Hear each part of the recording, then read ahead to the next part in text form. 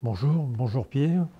Puisqu'on m'invite à t'interpeller directement ce soir, je dirais que mon souci, c'est de redonner aux travailleurs leur dignité et permettre que les actes professionnels et services qu'ils peuvent rendre correspondent bien aux finalités des métiers dans lesquels ils sont engagés. Je veux dire par là que depuis à peu près 20 à 30 ans, on a aujourd'hui une conception de l'évaluation du travail, de l'évaluation des actes professionnels qui vise moins à améliorer les services qu'ils peuvent rendre aux citoyens que à les acclimater, je dirais, à les familiariser avec un mode de pensée qui est le mode de pensée néolibéral, il faut l'appeler par son nom, n'est-ce pas? C'est-à-dire que finalement, on a introduit dans les métiers du soin, dans les métiers de l'éducation, dans les métiers de la justice, dans les métiers du travail social, dans les métiers du journalisme, dans les métiers de la culture, on a introduit une espèce de logique de marché, alors que ces métiers, ils étaient là pour rendre service. Ils étaient là pour accomplir des missions de service public. Et je crois que cela pervertit totalement la finalité de nos actes. Et pour être très concret, par exemple, puisque nous sommes, je le sais, dans un département en souffrance du point de vue aussi de l'emploi, pas seulement du point de vue de la dignité du travail, mais aussi de l'emploi, quand par exemple aujourd'hui on va évaluer la performance des conseillers de Pôle emploi en fonction notamment du nombre de demandeurs qu'ils peuvent réinsérer sur le marché, sans tenir compte de l'emploi qu'ils trouvent, ni de la durée d'ailleurs de cet emploi, ni des conditions d'ailleurs de cet emploi, que se passe-t-il? Il se passe que ces conseillers de Pôle emploi étant eux-mêmes évalués sur la base de résultats purement quantitatifs et pas du tout de services citoyens rendus, il se produit qu'ils vont choisir parmi ces dossiers ceux qui ont le plus de chances de trouver, d'être facilement réinsérés dans un emploi. Donc on en arrive à quelque chose de complètement aberrant, c'est-à-dire que ce sont les populations les plus en souffrance, celles qui ont les plus vulnérables, qui auraient davantage besoin justement d'un appui et d'un accompagnement, qui vont se trouver délaissées au profit des candidats que l'on peut placer le plus facilement. Je crois qu'il y a là une position, une posture qui est antidémocratique et qui se retrouve aujourd'hui dans l'ensemble des secteurs professionnels. Je crois qu'il faut vraiment veiller à cela, c'est-à-dire que en matière d'examen de textes législatifs, en matière justement de directives, en matière d'état d'esprit de l'époque, il est important de replacer l'humain au centre de la société et non pas de modéliser la société sur la base d'une entreprise financière. Parce que finalement, aujourd'hui, l'évaluation, c'est ça. L'évaluation aujourd'hui, c'est pas donner de la valeur au service que l'on peut rendre, c'est une façon de créer un dispositif qui oblige les gens à penser avec une pensée purement marchande, c'est-à-dire combien ça va me rapporter de points si je fais telle ou telle chose, que ce soit à l'université par exemple, combien ça va me rapporter si je publie un article scientifique dans une revue à fort impact factor, ça veut dire cité très souvent par les réseaux de la communauté anglo-américaine, pour l'appeler par son nom, et non pas est-ce que c'est intéressant ce que je produis? Est-ce que ça peut servir à quelqu'un, par exemple, mes recherches? Donc du coup, il y a là vraiment une perversion du travail qui fait souffrir peut-être ceux qui sont le plus sensibles à l'éthique de leur métier. Ou bien au niveau d'un enseignant, on va se fondé pour l'évaluer sur le pourcentage d'admis au baccalauréat ou d'admis dans des classes préparatoires ou d'admis à tel ou tel examen et non pas, encore une fois, de la qualité de la formation citoyenne, de la formation au savoir de l'amour du métier. Aujourd'hui, ce qui est maltraité, c'est l'amour du métier et finalement, ce qui est évalué, c'est purement le degré de soumission à des critères quantitatifs, à des critères formels, à une pensée purement marchande, une pensée purement marchande et juridique, ce que j'appelle, moi, la rationalité pratico-formelle. Le mot est compliqué, mais ça veut dire quoi? Ça veut dire qu'on ne privilégie aujourd'hui comme raison que la raison la plus instrumentale, la raison la plus technique, la raison celle qui finalement est en cours sur les marchés économiques, sur les marchés des entreprises. Mais est-ce que l'hôpital, c'est une entreprise? Est-ce que l'université, c'est une entreprise? Est-ce que le lycée, c'est une entreprise? Est-ce que l'école primaire,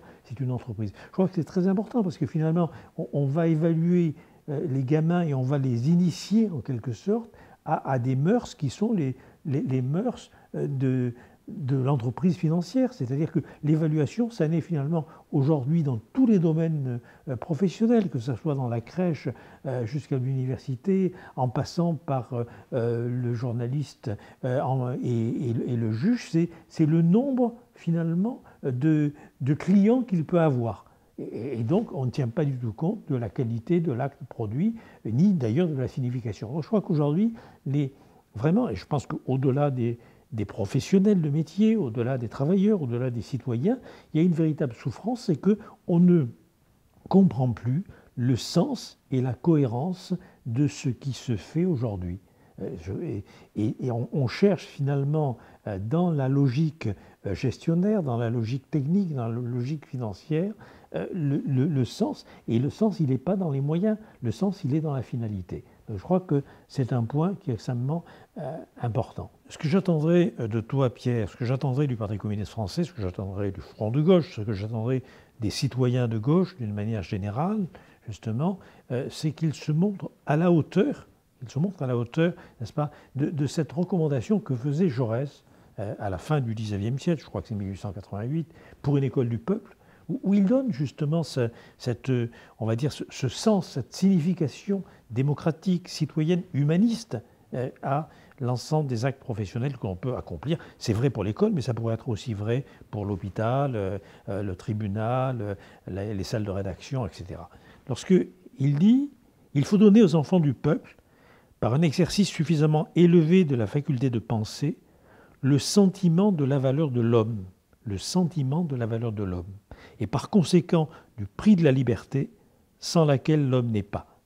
Il ne me paraît pas juste que les enfants du peuple, précisément parce que leur vie sera faite de labeur monotone et routinier, soient déshérités des joies de l'art et qu'ils ne soient pas mis en état de comprendre la beauté simple et grande des chefs-d'œuvre de notre langue. » Je pense qu'on pourrait presque centrer l'entretien uniquement sur ces phrases de Jaurès. C'est-à-dire qu'il faut arrêter d'évaluer purement en résultats immédiats, quantitatifs et formels. Il va de soi qu'il ne s'agit pas simplement à l'école d'apprendre aux enfants des compétences quantitatives, de réussite à des tests d'examen scolaire. C'est autre chose.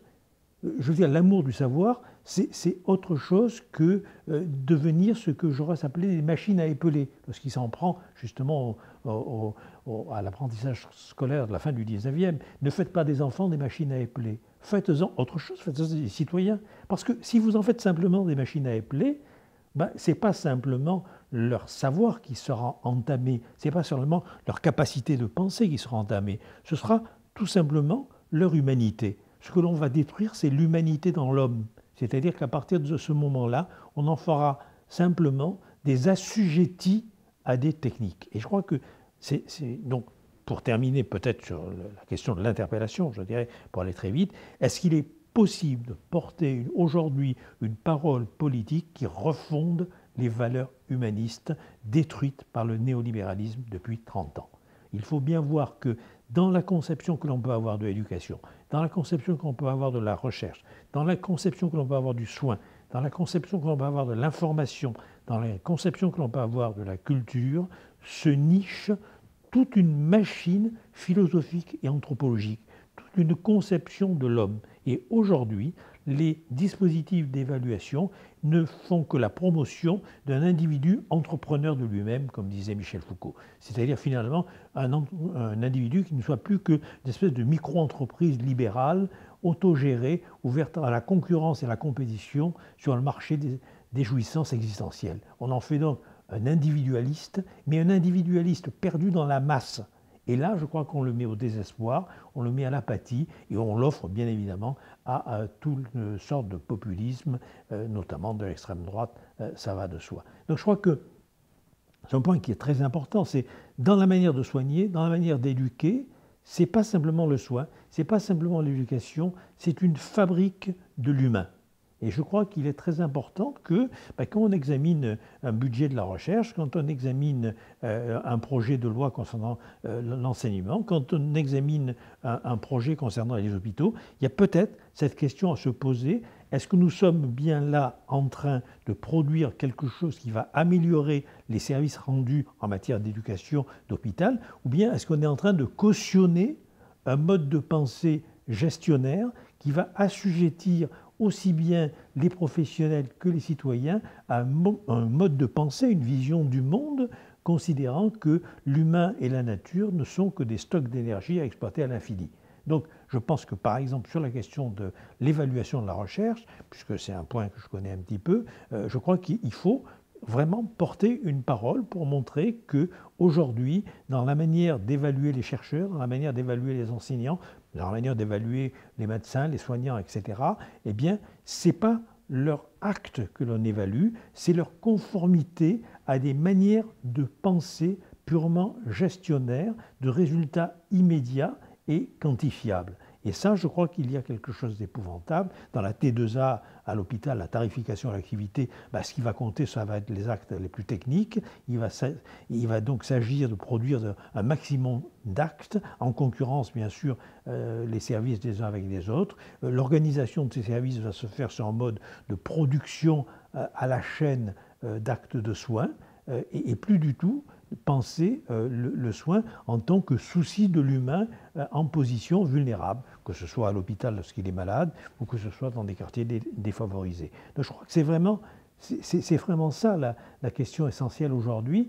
Est-ce qu'on peut essayer de redonner à notre manière de vivre ensemble toute sa dignité démocratique, sa dignité citoyenne, sa dignité humaine? Je crois que ce qui a été mis en place depuis 30 ans, et malheureusement, on n'a pas changé le logiciel depuis 2 ans. Malheureusement, on est toujours dans ce que j'appelle moi une espèce de curatelle technico-financière où on ne pense pas le monde autrement que selon une vision comptable, une vision affairiste et une vision technique et juridique du monde. Il y a là un problème qui me paraît majeur et sur lequel, encore une fois, je crois les forces humanistes, les forces de gauche doivent se mobiliser. Il ne s'agit pas simplement de défendre un nombre de postes dans l'éducation, c'est très très bien, il s'agit de savoir ce qu'on va en faire, il s'agit de savoir ce qu'on va enseigner, il s'agit de savoir également qu'est-ce qu'on veut transmettre aux élèves, est-ce qu'on veut simplement leur transmettre des compétences cognitives,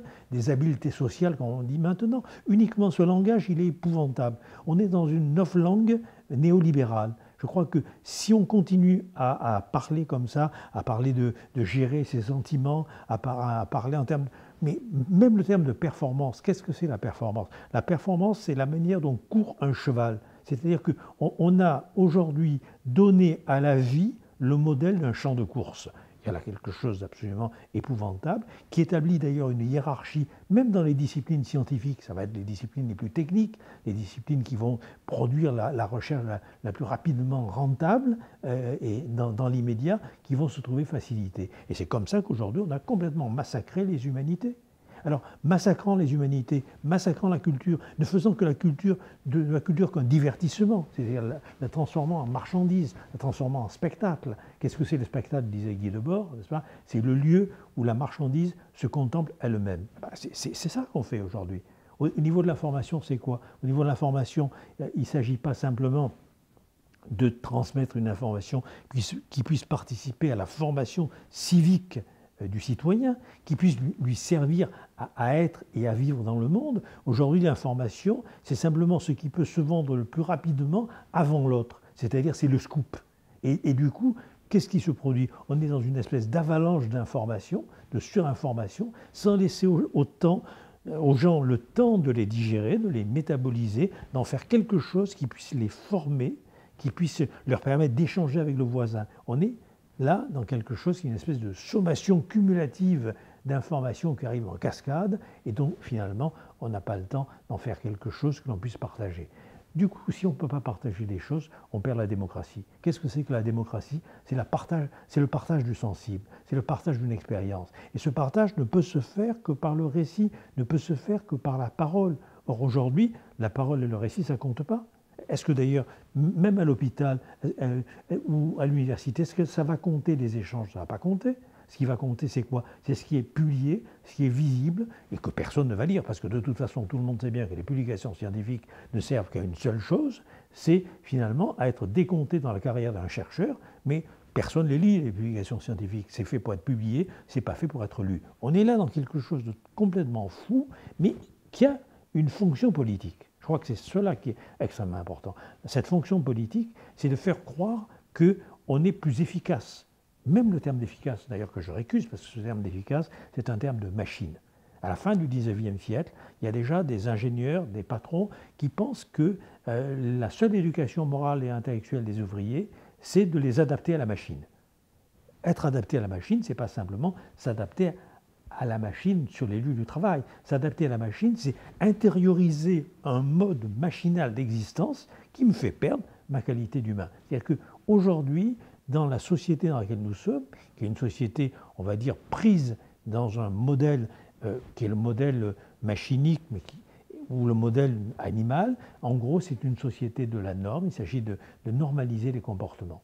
Alors, si on veut construire cette humanité qui n'existe pas encore ou à peine, comme disait Jaurès, je crois qu'il est extrêmement important de repenser la question de la valeur. Je crois que c'est un concept, la valeur. Je pense que, par exemple, la valeur à l'époque aristocratique, la valeur à l'époque médiévale ou la valeur à l'époque démocratique des Athéniens, etc., ça n'avait pas du tout les mêmes significations qu'aujourd'hui. Puisque aujourd'hui, ce qui compte, ce ne sont pas ni mes qualités, ni mes vertus, ni mon courage, ni le souci que je peux avoir de la justice. Ce qui compte, encore une fois, c'est ce que ça rapporte. C'est-à-dire, c'est la pensée, encore une fois, la pensée des affaires qui se trouve entièrement incorporée dans l'ensemble des dispositifs d'évaluation.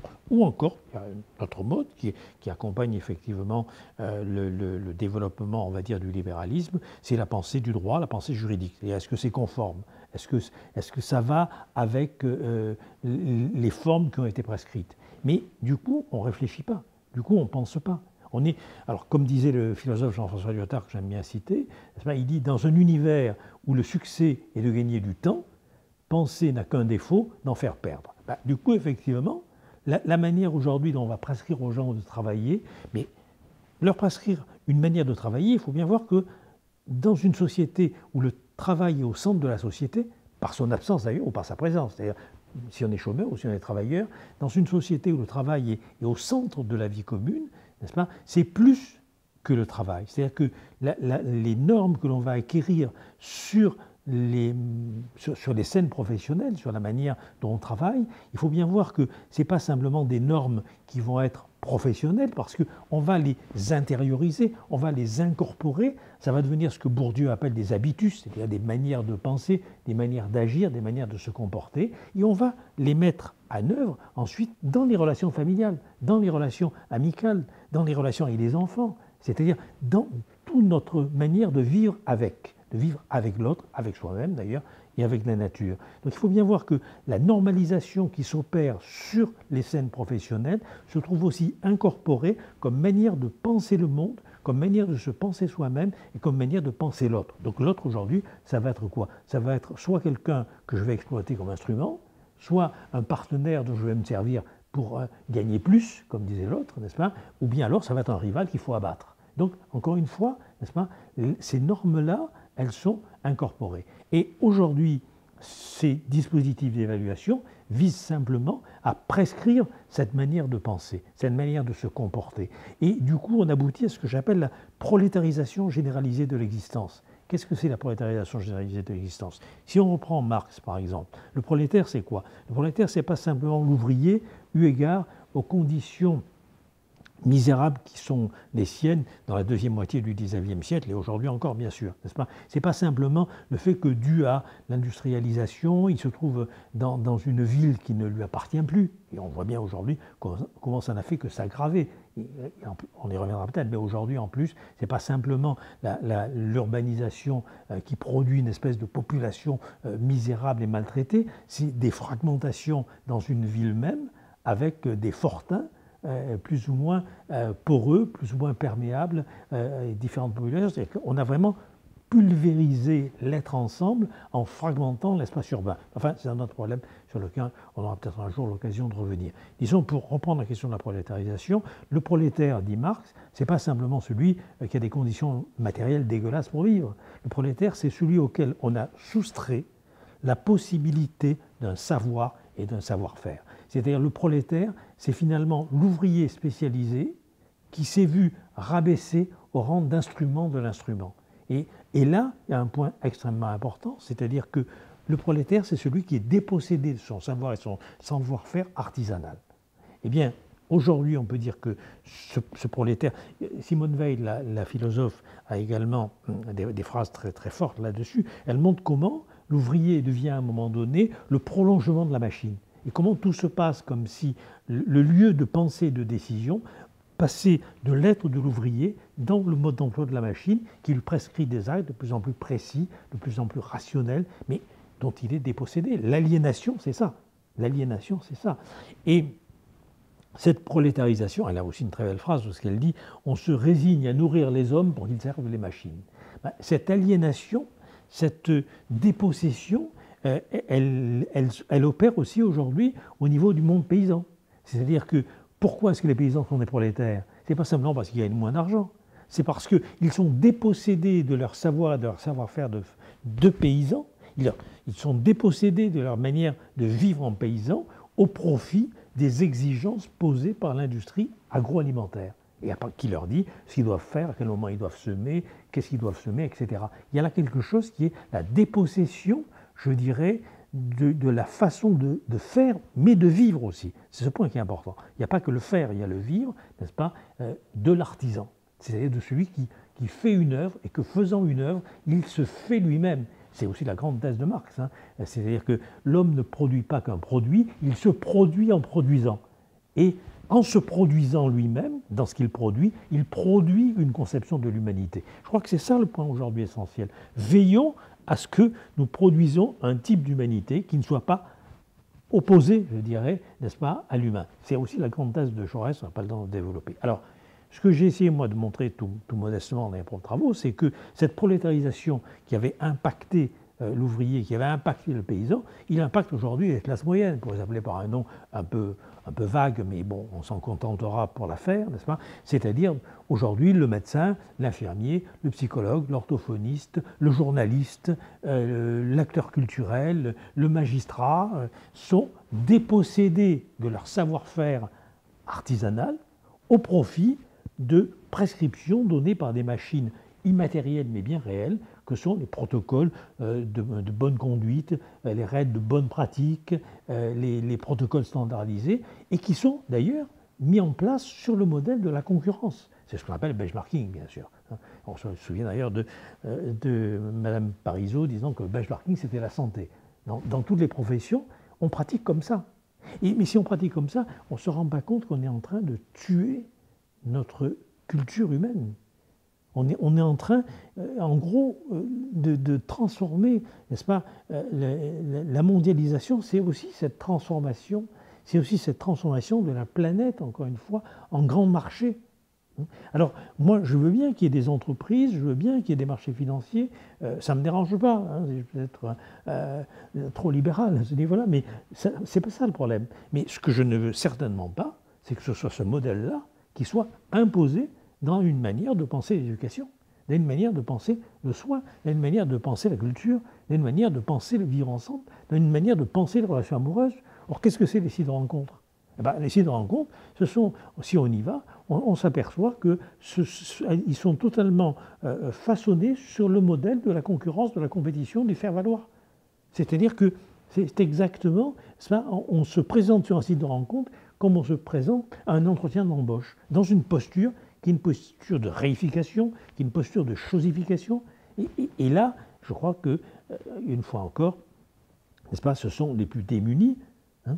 Si on prend le paysage mental, justement, qui est quand même le reflet aussi du paysage urbain, ce sont les plus démunis qui sont impactés par cette manière de penser le monde. Et donc, ils ont la double peine, je dirais. Non seulement le fait d'être privés des moyens matériels de réaliser leurs désirs, mais aussi de voir leurs désirs façonnés à une culture qui n'est pas la leur. Et je crois que ça, c'est vraiment quelqu'un comme Pasolini nous a beaucoup apporté là-dessus, lorsqu'il a montré qu'à un moment donné, il y a eu véritablement une révolution anthropologique dans les mœurs qui a fait que la morale, l'éducation, l'amour de la patrie, tout ça, ça n'a plus de valeur parce que, n'est-ce pas, la société de consommation n'a besoin que d'une seule chose, c'est ce qu'il appelle la religion du marché. C'est-à-dire qu'en gros, c'est la marchandise qui est la valeur de toutes les valeurs. Et donc, ce que j'ai essayé de montrer, c'est ça, c'est-à-dire que l'évaluation, ce n'est rien d'autre que le moyen par lequel on promeut la marchandise comme étant le seul critère de la valeur. Et là, je crois qu'il y a quelque chose qui est absolument terrible. Alors, par rapport à ça, si on veut bien me suivre jusque-là, à savoir que l'évaluation aujourd'hui n'est rien d'autre qu'un dispositif de servitude volontaire, un dispositif de soumission sociale librement consentie, c'est-à-dire, en gros, on vous dit, ben, regardez votre compteur, vous voyez bien que vous ne pédalez pas assez vite, vous n'avez pas atteint le bon chiffre. Donc, du coup, les gens, ils regardent le compteur, ils ont l'impression que c'est objectif alors que ce n'est pas objectif, ils ont l'impression que c'est scientifique alors que ce n'est pas scientifique, bien évidemment, et ils ne regardent plus la route. Je dis, ils ne regardent même plus les autres aussi. Ils ne se regardent même plus eux-mêmes. Ils regardent les chiffres pour savoir si ces chiffres sont vraiment en accord avec les chiffres qu'on a exigés d'eux. Et là, je crois qu'on est dans un truc absolument abominable. Alors, si on prend par exemple l'exemple de l'optimalisation des actes de soins, il ne s'agit pas, par exemple, il y a un logiciel qui existe dans les hôpitaux sur l'optimalisation des actes de soins, il ne s'agit pas d'améliorer les soins que l'on peut donner à un patient. Il s'agit de la manière dont on peut facturer les actes de soins afin qu'ils rapportent le plus possible au pôle médico-chirurgical. Bon, on voit bien que là, on met d'une part le professionnel, le médecin en l'occurrence, dans un conflit de loyauté entre son éthique médicale, ce pourquoi il a été formé, hein, sa déontologie pour aller très vite, et puis des normes gestionnaires qui, effectivement, qu'on lui demande d'intégrer, qui doit ramener du fric à l'hôpital. Ça crée une souffrance. Et je ne suis pas sûr du tout que ça améliore, bien évidemment, son acte, puisque du coup, il est obligé de penser à son acte. On est dans un service de chirurgie, par exemple, où on va être opéré. Bon, il se trouve qu'on demande un médicament qui n'est pas de la spécialité de ce service. Bon, je le dis puisque je l'ai vécu moi-même. Bon. Et à ce moment-là, on vous dit « Ah oui, mais maintenant, on n'a pas ces médicaments puisqu'on ne nous donne que des médicaments spécifiques, c'est-à-dire liés à cette spécialité. » Donc on voit bien comment, en gros, cette curatelle technico-financière qui, encore une fois, empoisonne tous les services professionnels, comme ça empoisonne tous les pays. Parce qu'il faut bien le voir, n'est-ce pas ? En gros, aujourd'hui, on est dans une conception, je dirais, de la politique qui dépend d'une administration gestionnaire des choses, n'est-ce pas ? Conduisant véritablement le monde entier à être placé sous cette curatelle-là. C'est une curatelle, on n'est plus majeur, on n'est plus en capacité de penser, de décider. On doit simplement être conforme à ces chiffres. Bon, alors, pour terminer sur les questions d'évaluation, vous l'avez compris, l'évaluation aujourd'hui, n'est-ce pas, c'est à mon avis le moyen par lequel on a amené les individus à avoir une vision du monde néolibérale, que ce soit dans le grain le plus ténu de leur expérience quotidienne à la crèche avec les enfants, ou que ce soit, encore une fois, dans les actes de soins, ou que ce soit dans les séquences journalistiques où il s'agit d'avoir le maximum de commentaires ou de podcasts d'une émission que l'on a donnée, ou le maximum de lecteurs, etc. On n'est, encore une fois, que dans le quantitatif, comme si la qualité pouvait être une propriété émergente de la quantité. On lâche chez Canguilhem cette phrase quasiment, c'est-à-dire comme si finalement la qualité n'était rien d'autre que le produit de la quantité. Quand même, je voudrais terminer là-dessus sur l'évaluation, mais non seulement il y a confiscation d'un savoir, confiscation d'une humanité, confiscation du bien-être, mais encore une fois, c'est toute une machine philosophique. C'est-à-dire que, en gros, l'homme ne sera bon qu'à condition qu'il se rapproche au maximum du robot ou de l'animal. C'est ça la perspective qu'on nous donne.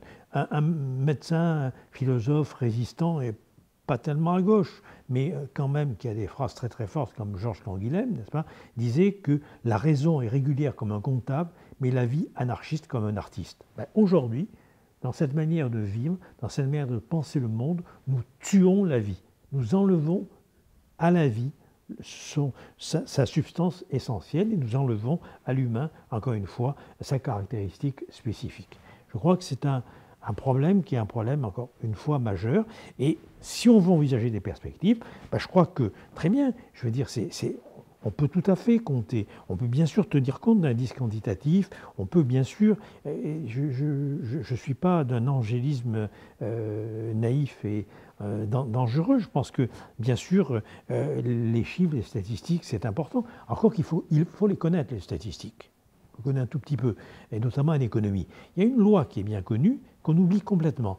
C'est la loi de Goodhart, qui a le nom d'un économiste anglais, et qui n'a pas avoir été reformulée par un autre économiste qui s'appelle Lucas. Cette loi est la suivante. C'est lorsque une mesure devient une cible, elle cesse d'être une bonne mesure. Je m'explique. C'est très important parce que toute l'évaluation est fondée là-dessus. C'est-à-dire que si par exemple, vous prenez, ça a été le cas, vous constatez, vous mesurez que la consommation des produits, si vous voulez, de désinfection, pour aller très vite, dans les hôpitaux, dans les services, cette consommation est corrélée avec la lutte contre les maladies nosocomiales, c'est-à-dire que la baisse des maladies que vous pouvez attraper à l'hôpital. Donc vous déterminez cette mesure. Bon.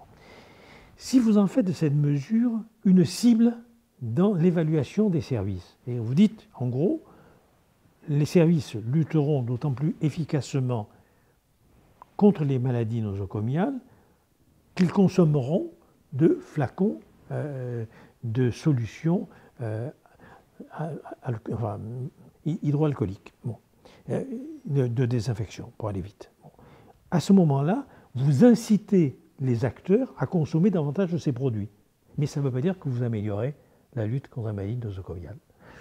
C'est un exemple précis, hein, c'est un exemple réel. Il y a eu un autre exemple réel qui est par exemple lorsqu'on a voulu évaluer le bon entraînement des unités militaires opérationnelles en fonction du nombre de cartouches qu'ils utilisaient à l'entraînement. Vous faites une mesure. Cette mesure, elle est intéressante. Elle donne une corrélation. En gros, plus ils s'entraînent, plus ils tirent, plus ils consomment de cartouches, et effectivement, meilleurs ils sont sur le terrain. Très bien. Première mesure. Parfait. Vous transformez cette mesure en norme d'évaluation. Et en gros, vous dites, ben, maintenant, il faut que les militaires qui s'entraînent, ils consomment suffisamment de cartouches pour attester comme quoi ils vont être opérationnels sur le terrain. Vous voyez, on marche sur la tête quand même, hein. Il faut quand même être conscient de ça. À partir de ce moment-là, vous allez avoir une consommation de cartouches qui ne veut pas dire pour autant que vous avez amélioré l'entraînement. Ben, si vous voulez, ces deux exemples très petits que je donne, dites-vous bien qu'ils sont la manière de penser le monde, la politique, la démocratie et les services aujourd'hui. Et ça, c'est absolument épouvantable. On a des exemples grotesques avec ces histoires sur la dette, ces histoires sur le PIB, etc. C'est-à-dire, on ne pense plus qu'en termes quantitatifs. Si vous voulez, c'est une espèce de maladie infectieuse qui est devenue une épidémie. Or, encore une fois, on ne sait même pas ce que c'est la dette en économie. Ou en anthropologie également. Il y a des tas de choses là-dessus. Nous n'avons pas le temps, bien sûr, dont nous n'avons pas le temps de parler, même si je le regrette. Mais comme vous savez, ça fait partie des choses qui m'intéressent beaucoup, sur lesquelles j'ai un petit peu travaillé quand même. Bon. Je crois que nous sommes en train, aujourd'hui, de perdre ce qui constituait quand même, je dirais, le propre de la démocratie. Qu'est-ce que c'est la démocratie? Allez, on va faire très simple. Moi, je ne vous dis pas que la démocratie, c'est la spécificité de l'Occident, ni que la démocratie se limite au 5e siècle avant Jésus-Christ à Athènes. Bon, ce sont des exemples de démocratie. Mais il y a eu d'autres formes de démocratie. La démocratie, qu'est-ce que c'est? C'est un gouvernement par la discussion. C'est un gouvernement par la discussion. C'est un gouvernement par la palabre. C'est cette idée, en gros, qu'il y a un problème. on va essayer de le résoudre ensemble, et nous considérons que la solution de ce problème n'est pas ni dans les textes religieux, ni dans l'autorité des ancêtres, ni dans les écrits du parti, n'est-ce pas? La solution à ce problème, c'est ce qui va émerger du débat, de la discussion, où chacun va faire valoir ses arguments. C'est-à-dire que, en gros, c'est une idée géniale, l'invention de la démocratie. C'est cette idée que la solution à un problème n'est inscrite nulle part ailleurs que dans le débat citoyen, dont les effets de débats contradictoires, conflictuels donc, n'est-ce pas, vont permettre de trouver ce qui est le mieux pour nous. Je crois que c'est un point qui est très important. Ça veut dire par exemple tout simplement qu'une démocratie ne peut pas être normalisée, elle ne peut pas être normale. Une démocratie, elle ne peut pas être prescrite. On ne peut pas entrer dans l'avenir à reculons. On ne peut pas entrer dans l'avenir avec le rétroviseur des chiffres du passé. C'est ce qu'on fait en permanence aujourd'hui, dans tous les domaines. La démocratie, c'est une répartition égalitaire de la parole, de telle façon qu'on puisse faire valoir les arguments et que ces arguments entrent en contradiction. On ne va pas éviter le conflit. Vous voyez, on est aujourd'hui dans des sociétés qui tentent d'une multiple manière d'éviter le risque, d'éviter le conflit, ce qui est complètement aberrant. Le propre de la démocratie, c'est de trouver un lieu où on fait émerger le conflit, avec cet espoir peut-être insensé, mais anthropologiquement formidable, que ce conflit va pouvoir être résolu par la parole. Et si on essaie d'éviter à tout prix le risque, si on essaie d'éviter le conflit, on tombe dans des démocraties, ce que j'appelle les démocraties sécuritaires.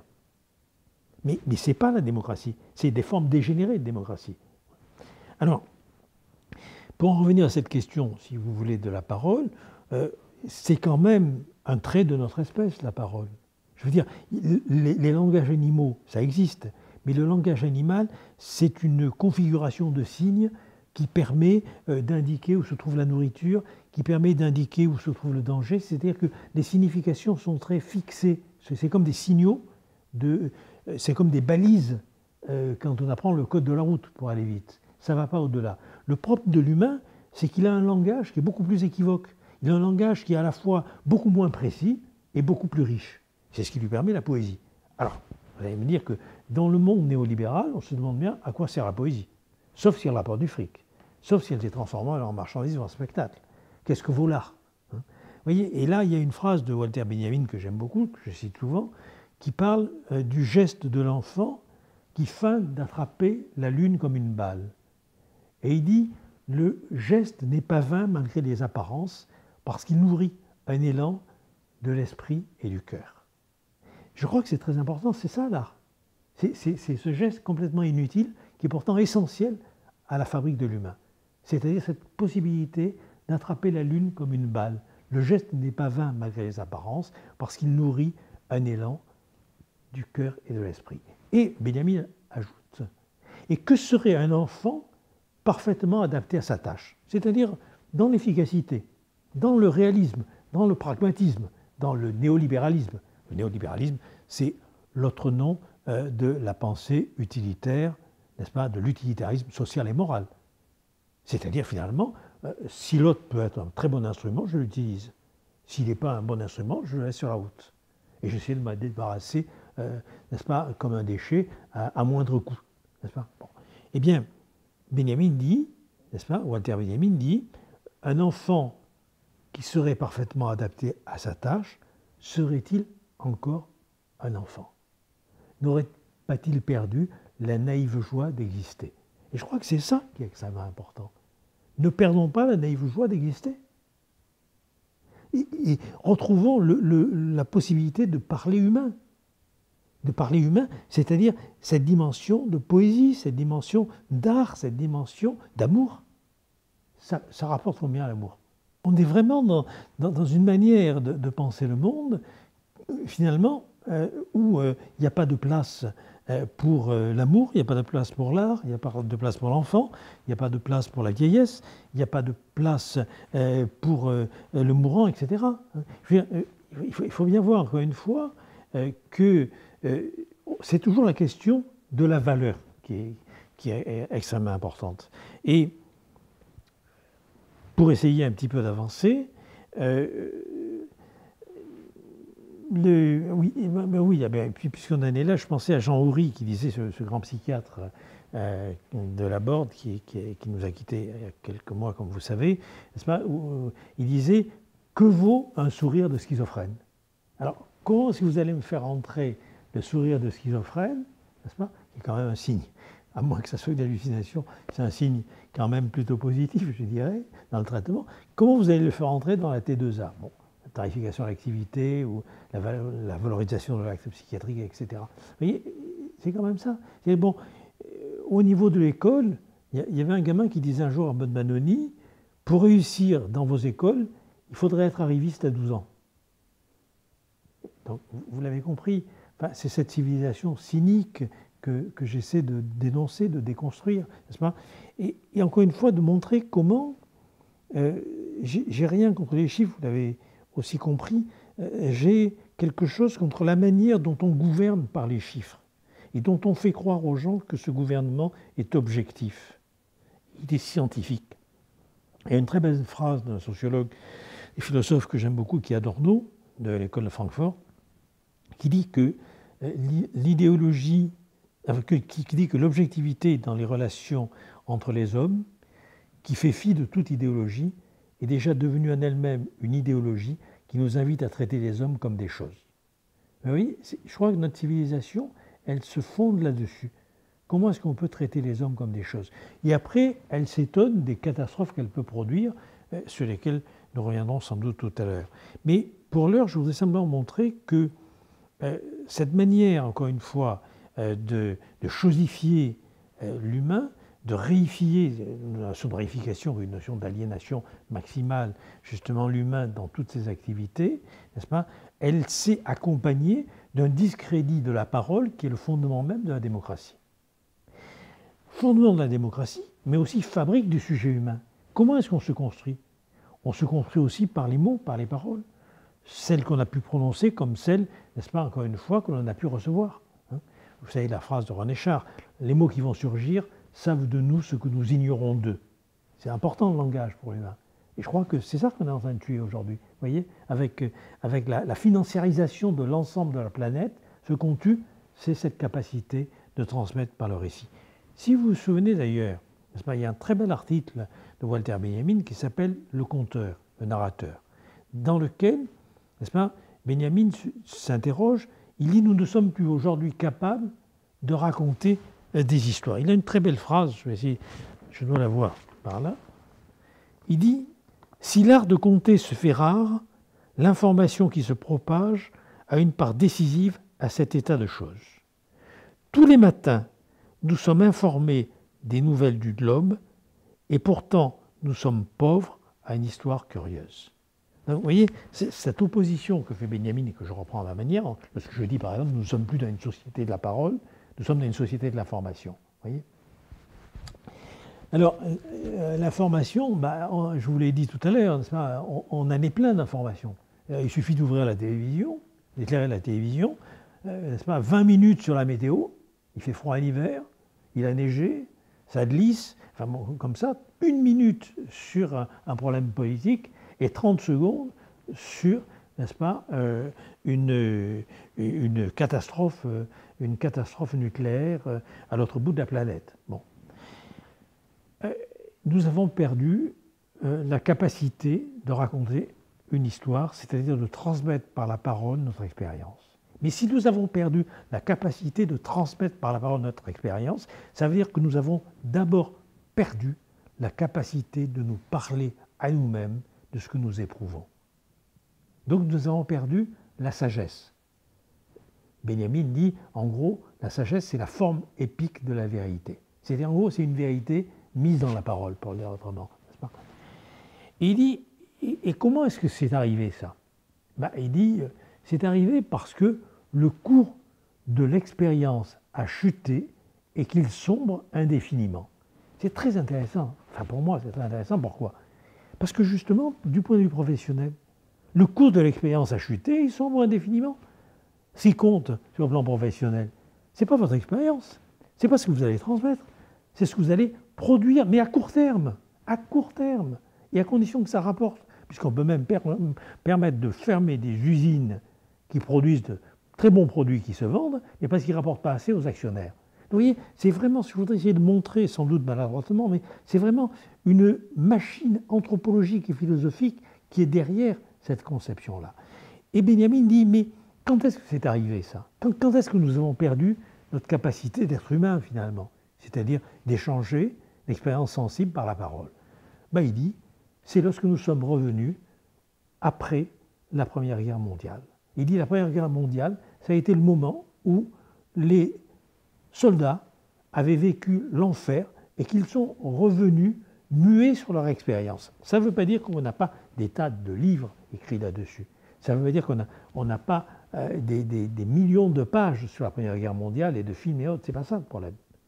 C'est qu'en gros, ils ont été confrontés à un traumatisme parce que rien de ce qu'ils avaient hérité de leur culture et de leur civilisation ne pouvait leur permettre d'élaborer, d'éprouver humainement ce qu'ils avaient vécu. La trahison des gouvernants, la trahison des officiers, la bataille de matériel, l'industrialisation de mort, la technicisation des forces de destruction, tout ce à quoi ils avaient été confrontés, la bataille de tranchées, etc., ils n'avaient pas été préparés à ça. Et pour moi, clinicien, soignant, le traumatisme, qu'est-ce que c'est? Le traumatisme, c'est pas l'événement. Le traumatisme, c'est l'impréparation d'un sujet à l'événement qu'il rencontre. Vous voyez, on ne va pas en parler là, mais la névrose de guerre, les névroses traumatiques, ce sont finalement des névroses qui viennent non pas en fonction des dommages que les gens ont subis, un accident de chemin de fer ou un accident de la route, etc., mais du fait même qu'ils n'ont pas été, ils n'ont pas eu le temps de mobiliser leur angoisse, de mobiliser leur psychisme face à cet événement qui les a surpris, qui les a sidérés. Ben, si vous voulez, c'est ce qui s'est produit au niveau de la Première Guerre mondiale. Il y a eu véritablement une sidération par rapport à un enfer auquel ils n'étaient pas préparés. Et je dirais, pour faire très très vite, que pour moi, si je prolonge un peu le travail de Walter Benjamin, qui dit qu'en gros, justement, cette trahison, c'est une trahison de la culture, c'est une trahison de la civilisation, n'est-ce pas? Eh bien, si vous voulez, moi je dirais qu'elle s'est répétée à la Deuxième Guerre mondiale. La Deuxième Guerre mondiale, la Shoah, l'horreur des forces de destruction sorties des ténèbres de l'hitlérisme et du fascisme, les gens n'étaient pas préparés à ça. Ils n'étaient pas préparés à la défaite de 40, à la trahison, etc.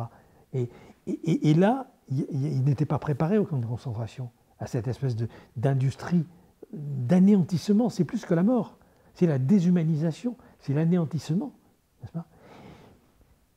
Et souvenez-vous de la phrase de René Charles, un poète aussi, encore, qui disait « Nous avons reçu notre héritage sans testament ». C'est-à-dire qu'en gros, la culture ne nous avait pas préparés à vivre ce que nous avions à vivre.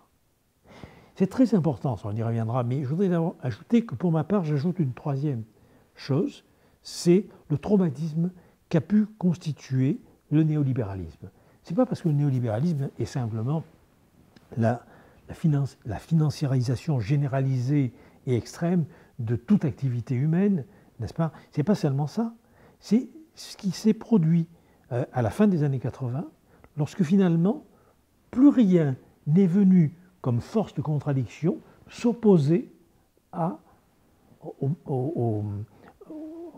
la force du néolibéralisme. C'est-à-dire que l'effondrement du mur de Berlin en 1989, ce n'est pas simplement un effondrement matériel, c'est aussi un effondrement dans nos têtes, c'est un effondrement de discours, c'est un effondrement symbolique. C'est qu'à un moment donné, plus rien ne venait entrer en contradiction, en conflit avec l'hypothèse que l'homme n'est que finalement un entrepreneur de lui-même. Et je crois que ça a été très traumatisant. Alors le problème, c'est que bien sûr, si le mur de Berlin est tombé, matériellement, c'est parce qu'il est déjà tombé, fissuré, en tant que force d'opposition.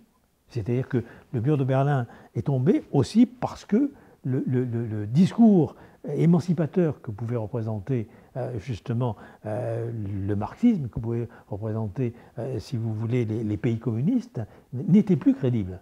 Et c'est terrible. Il y a là eu véritablement un trauma. Vous voyez, et c'est cet effondrement des valeurs humanistes, ou du côté du christianisme, d'une certaine manière. C'était qu'à un moment donné, on s'est aperçu que non, il y avait une certaine hypocrisie entre ce qui se faisait et ce qui pouvait se dire. on voit cette hypocrisie, encore une fois, dans différentes idéologies, dans différentes positions politiques. Alors, à partir de ce moment-là, il y a dissonance, à partir de ce moment-là, il y a discordance, et à partir de ce moment-là, si vous voulez, ça perd sa consistance, et du coup, il n'y a plus qu'un truc qui a marché, c'est le néolibéralisme. Il s'est d'abord essayé, comme vous le savez, en Amérique du Sud, ensuite il a envahi, bien sûr, l'Europe entière. Je crois que ça, c'est vraiment quelque chose de très traumatisant, et peut-être pour avancer un peu, qui explique, à mon avis, c'est en tout cas l'analyse que j'en fais, ce qui se produit aujourd'hui. C'est-à-dire que ce qui se produit aujourd'hui, si vous voulez, c'est un peu une rivalité entre ce que j'appelle, moi, le technofascisme. Il faut l'appeler par son nom. C'est pas le mot fascisme, je ne tiens pas forcément à ce mot, je n'ai pas l'habitude de l'employer à tort et à travers. Quand je dis fascisme, là, je veux dire au sens de Barthes, n'est-ce pas, de Roland Barthes, c'est une manière, une prescription d'une manière de penser, de parler et de vivre. C'est une obligation à vivre, à penser, à parler, selon certaines formes. Et aujourd'hui, on a ça. J'ai essayé de décrire tout à l'heure par rapport, encore une fois, n'est-ce pas, à la question de l'évaluation. Et je crois que face à ça, cette espèce de suprématie d'une raison purement instrumentale, purement technique, purement comptable, eh bien, elle a produit ses propres monstres. Je crois que la rationalité néolibérale, elle a produit ses propres monstres qui émergent aujourd'hui. Alors, il y a plusieurs formes de raison, nous dit Max Weber. Bon, je ne vais pas les détailler toutes, mais oui, par exemple, il y a la rationalité pratique. Qu'est-ce que c'est la rationalité pratique? C'est ce que moi j'appelle la pensée des affaires, hein, la pensée du calcul, la raison comptable, la raison instrumentale, etc. C'est résoudre des problèmes tels qu'on peut les rencontrer, je dirais, en économie, sur les marchés, ou même parfois dans le domaine de la vie quotidienne, mais toujours sur le mode du calcul. Bon. Il y a la rationalité formelle. Qu'est-ce que c'est la rationalité formelle? C'est ce que moi j'appelle la raison juridique.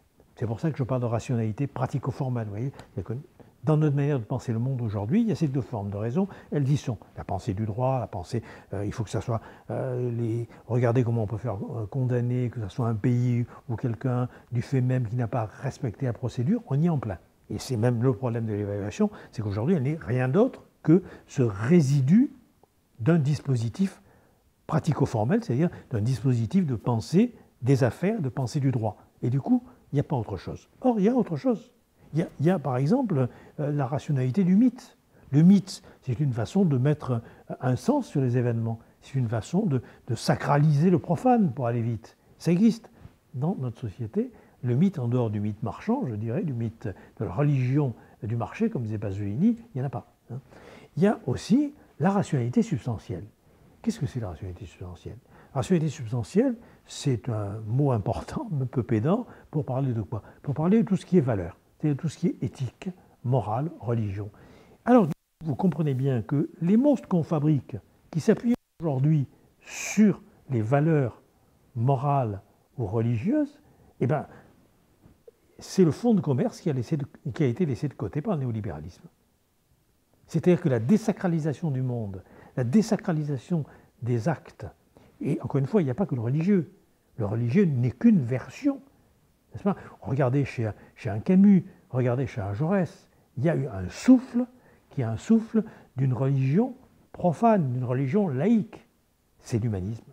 Eh bien, je crois qu'aujourd'hui, vous voyez, on est en train, si on ne sauve pas l'humanisme, on va à la catastrophe, et on va vers un avenir de robot ou un avenir d'animal.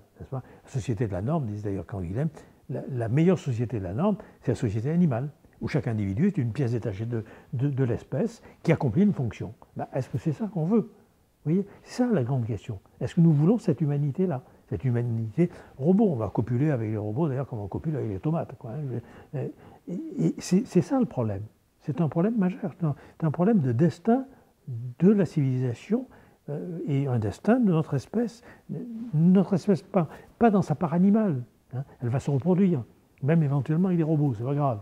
Mais l'humanité dans l'homme. Je reviens à cette expression. Alors, les événements tragiques qui ont pu se produire, qui sont abominables, qui sont monstrueux. J'y ai perdu d'ailleurs un ami qui était Bernard Maris, que vous connaissez, qui était économiste. Bon. Dans tous ces événements épouvantables dans ce terrorisme. Le terrorisme, c'est encore une fois la chose la plus horrible. C'est une propagande par la terreur. Il faut bien en voir, encore une fois, la substance. Mais je crois qu'on ne peut pas dissocier l'émergence du terrorisme des conditions sociales et culturelles qui l'ont permis. Non seulement il a été en partie, comme vous savez, fabriqué dans des intérêts géopolitiques au moment des guerres en Afghanistan, en Irak et autres, contre les uns ou contre les autres. C'est-à-dire que, comme vous le savez, n'est-ce pas, il y a eu quand même des jeux assez troubles qui ont été fabriqués à un moment donné dans les intérêts américains, européens, etc. N'est-ce pas, mais il n'y a pas simplement cette dimension-là qui est déjà terrifiante en soi, c'est-à-dire qu'il y a eu quand même, n'est-ce pas, une fabrique des monstres, hein, qui a été faite, encore une fois, dans des intérêts géopolitiques troubles et qui ne vont pas dans le sens de l'humanisme, hein, que nous soyons clairs là-dessus. N'est-ce pas ? Mais en plus, ce que je voudrais essayer de montrer, c'est que si on veut bien comprendre ce qui peut justement fasciner, amener des gens un peu désespérés, qui sont dans le désespoir ou dans l'apathie parfois, ou dans la haine souvent, n'est-ce pas, à s'agréger à ce type de mouvement, je crois qu'on ne peut pas le dissocier des idéaux que l'on est capable ou pas de porter aux nouvelles générations. Je crois qu'il y a là quelque chose de terrible. Ce serait la pire des choses si notre civilisation fabriquait le bovarisme comme le 19e siècle. On reprend. Hein, ça serait la pire des choses si notre civilisation... Vous voyez, je crois que ce serait la pire des choses si notre civilisation fabriquait le terrorisme comme le 19e siècle a pu fabriquer le bovarisme.